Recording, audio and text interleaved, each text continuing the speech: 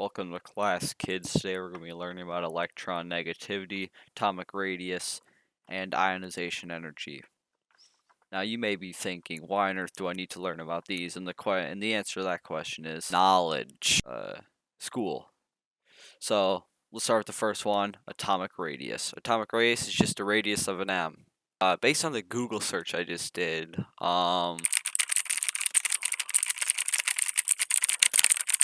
Google told me that going from left to right it gets smaller, I guess, and then top to bottom it gets like bigger, I guess. I don't know. Hey Siri.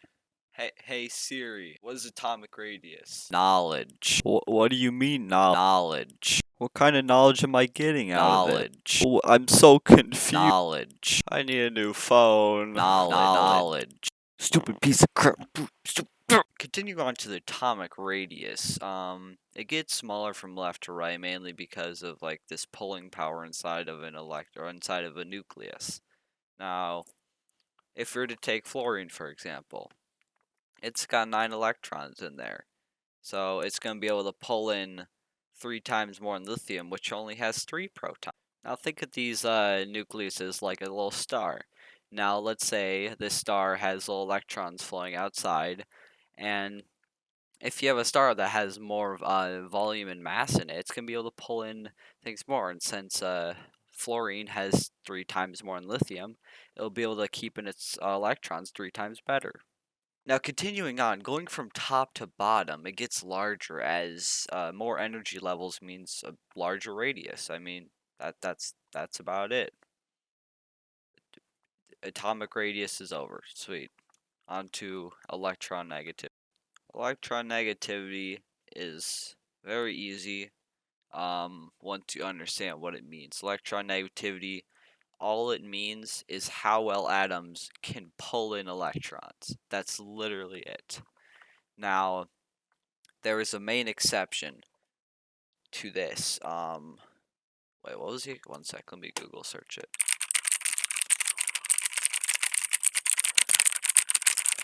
Oh yeah, I knew it was the noble gases. How on earth did I forget that? Oh, well, here's why.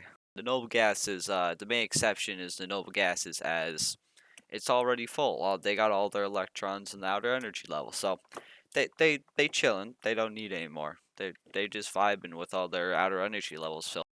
Now, like every single other trend there's going to be a trend left to right, top to bottom, and this time, going from left to right, the electron negativity increases. So, electrons, it's a lot easier for them to pull in new electrons. So, fluorine, yeah, fluorine.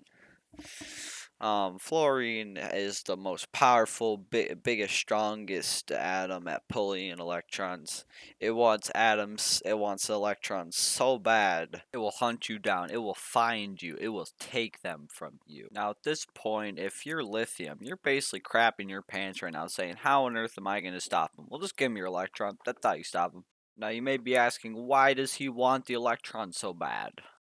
The reason for that is fluorine is so close to its goal of a full outer energy level that it's really pushing to actually get that last electron.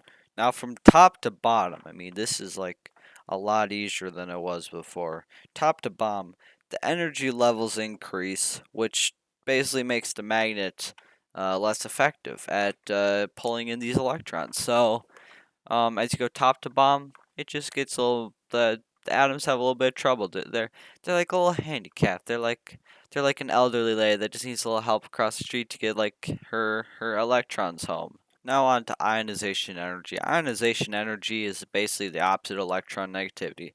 It's how hard it is to take away an electron from an atom. Let's do just a quick Google search to see what the trends are.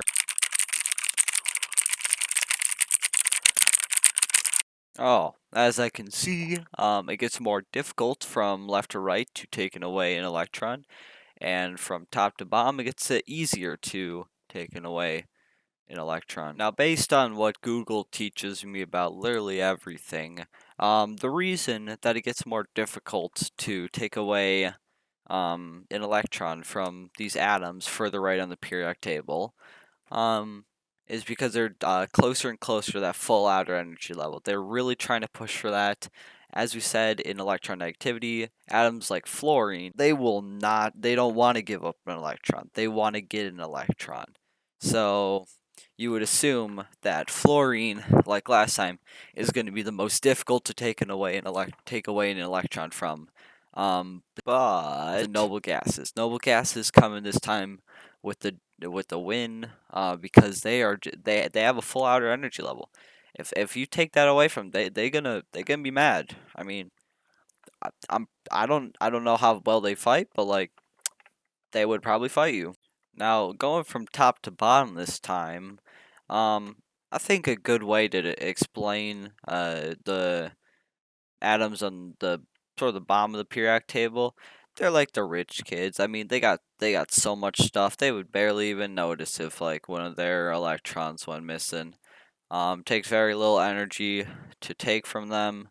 I mean, they got so many outer energy level. They got so many energy levels that they could care less, honestly. I mean, like to them, it means nothing.